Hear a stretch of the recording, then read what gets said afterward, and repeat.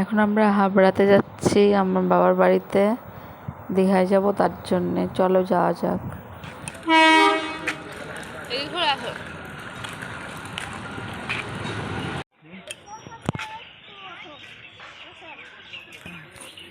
আমরা এখন ট্রেনের অপেক্ষায় দাঁড়িয়ে আছি দু বোন।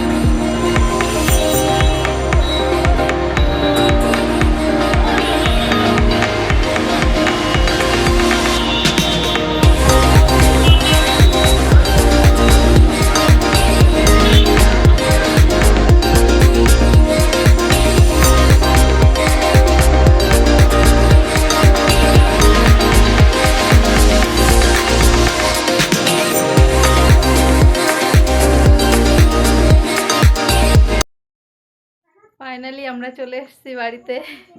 খুব কষ্ট হয়ে গেছে, এত জার্নি আর সহ্য করতে পারছি না।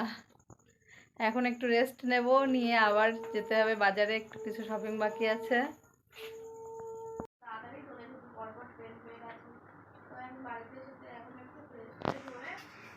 এই যে আমাদের ঠাকুর ঘর।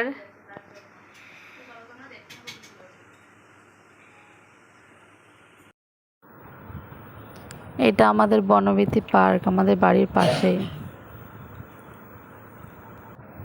আগেই যখন পার্কটা হয়নি তখন এখানে আমরা খেলা করতাম, একটা বাগান ছিল। আমরা এখন শপিং করতে চলে এসেছি স্টাইল বাজারে।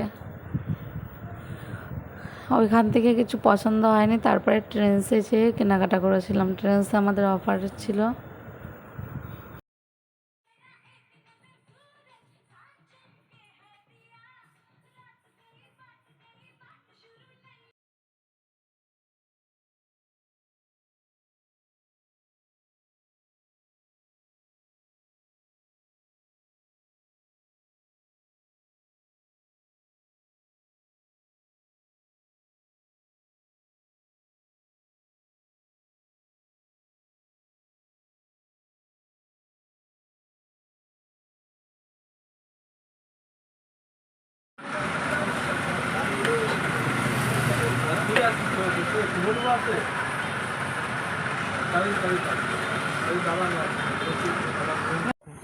এই যে চলে এসছে দিদি বাড়ি।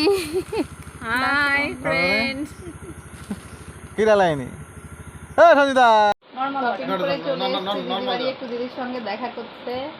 কালকে আমরা দীঘায় যাচ্ছি, কিন্তু দিদি যেতে পারবে না।